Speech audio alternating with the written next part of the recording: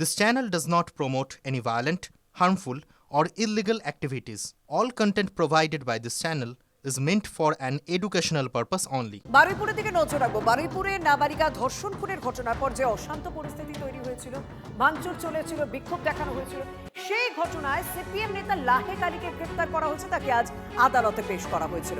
হিংসায় উস্কানি, দাঙ্গা ছড়ানোর অভিযোগে তাকে গ্রেপ্তার করা হয়।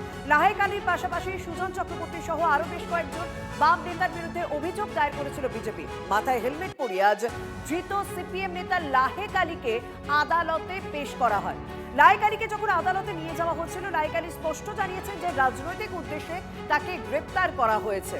যে সমস্ত অভিযোগ তার বিরুদ্ধে আনা হয়েছে সেই সমস্ত অভিযোগ অস্বীকার করেছিলেন লাহেক আলী। তবে এখনো পর্যন্ত আদালত সূত্র মারফত কি খবর পাওয়া যাচ্ছে বিস্তারিত জানাবেন আমাদের প্রতিনিধি সুশোভন সঙ্গে রয়েছেন। সুশোভন, দেখো, অর্ডার ইতিমধ্যেই রিজার্ভ রয়েছে এবং জামিনের আবেদন করা হয়েছিল এবং সরকারি তরফে পুলিশের তরফ থেকে কিন্তু পুলিশ হেফাজতের আবেদন করা হয়েছিল।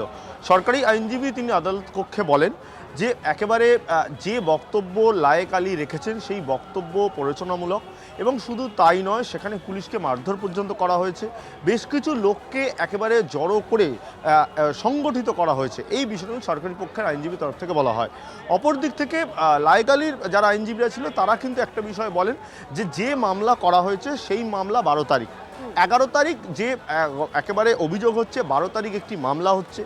এর আগেও 3টি মামলা রয়েছে, অর্থাৎ 3টি মামলায় যখন পৃথকভাবে একেবারে চলছে আইনের পথে, তাহলে চতুর্থ মামলা কেন হলো, অর্থাৎ লাহেক আলী যে গ্রেপ্তারের যে মামলা সেই মামলাটি কেন হলো।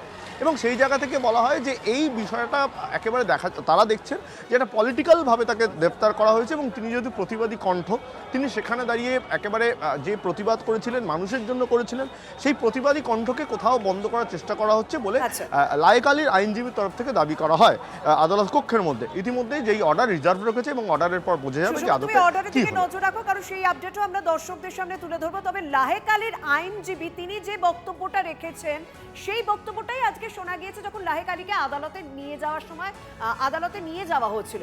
সেই সময় লাহেক আলী কি বলেছেন, এই সমস্ত অভিযোগ নিয়ে তাকে যখন একের পর এক সাংবাদিকরা প্রশ্ন করেন, কি বলছেন লাহেক আলী একবার শোনাই আপনাদের। রাজনৈতিক প্রতিহিংসা আপনার কি উস্কানিমূলক বিষয় ছিল, প্রমাণ করুন। রাজনৈতিক প্রতিহিংসা আপনার জন্য তো এই এত বড় ঘটনা। উস্কানি দিয়েছেন কেন? উস্কানি দিয়েছিলেন লাহেক। রাজনৈতিক প্রতিহিংসা করানো হচ্ছে। আপনি উস্কানি দিয়েছিলেন, একদম মিথ্যা অভিযোগ। বিভিন্ন বক্তব্যে শোনা গেছে, বিভিন্ন ভিডিওতে। একদম মিথ্যা অভিযোগ। বিজেপির আইটি সেলের বক্তব্য বলবেন না। সব ভিডিওতে দেখা গেছে আপনার উস্কানিমূলক মন্তব্য। লাহেক, আপনি উস্কানি দিয়েছিলেন কেন? আপনাকে যে গ্রেপ্তার করা হয়েছে কি বলবেন? এবার আইনজীবী বিভাস চট্টোপাধ্যায়ের বক্তব্যটা একটু শোনাই এক্ষেত্রে আপনাদের। 14 দিনের পিসিপিআর আমরা চেয়েছিলাম। এই যে ভদ্রলোক যাকে আজকে পিসিপিআর করা হয়েছে, এর রোলটা কিন্তু একদম ডাইরেক্ট। এ প্রথম উস্কানিমূলক বক্তব্য দেয়, যার ফলে মব লিঞ্চিং, থানা পোড়ানো বা তার আগে পরে পাবলিক সম্পত্তি ধ্বংস ইত্যাদি বিভিন্ন ইনসিডেন্ট ঘটেছে। বাড়ি থেকে বের করে এনে যে মব লিঞ্চিংটা হলো, তার পেছনে এনারাই উস্কানিমূলক বক্তব্য দেয়। এবং রেল লাইনের উপড়ে দেওয়া থেকে আরম্ভ করে রেলের যারা লোকজন যাতায়াত করে তাদের সেফটি, এই অনেকগুলো ইস্যু আছে। আমরা যা মেটেরিয়াল পেয়েছি কেস ডায়েরি ভাঁজ করে কোর্টের কাছে দিয়েছি। এটুকু কোর্টের কাছে বলেছি যে আমাদের প্রাইমা ফেসি প্রচুর মেটেরিয়াল রয়েছে। অর্থাৎ সরকারি আইনজীবী বিভাস চট্টোপাধ্যায় একটা বিষয় পরিষ্কার করে দিচ্ছেন যে লাহেক আলীর নেতৃত্বে এই সমস্ত অশান্তি হয়েছে, ভাঙচুর করা হয়েছে এবং পুলিশের উপর আক্রমণের ঘটনা ঘটেছে। এই সমস্ত প্রমাণ যা তাদের হাতে ছিল তা আদালতে তারা পেশ করেছেন। এখনো পর্যন্ত সিদ্ধান্ত জানানো হয়নি। তবে স্বাভাবিকভাবে লাহেক আলীর এই গ্রেপ্তারির পর রাজনৈতিক চাপানোতর শুরু হয়ে গিয়েছে। বাম, তৃণমূল, বিজেপি তাদের পক্ষ থেকে কি বলা হচ্ছে, কংগ্রেসের পক্ষ থেকেই বা কি বলা হচ্ছে শুনবো।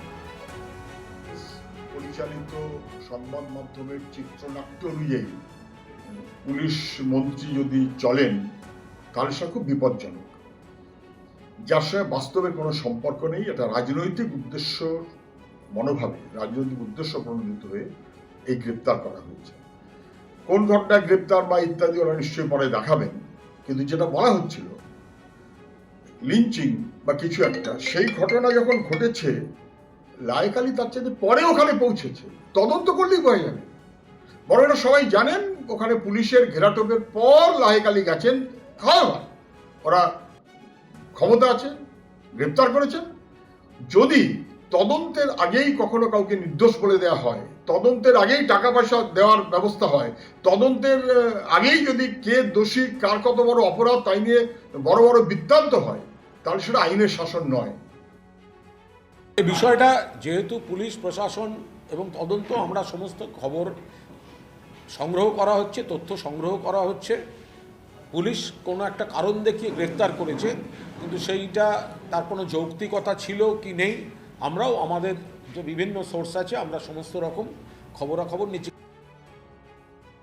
এই পুলিশি তৃণমূলের আমলে বিজেপির উপরে বা আমাদের উপরে, সিপিএমের উপরে ব্যবহার হয়েছে, এই পুলিশ এই আমলেও একইভাবে ব্যবহার হচ্ছে। এটা ঠিক না, এটুকু বলতে পারি।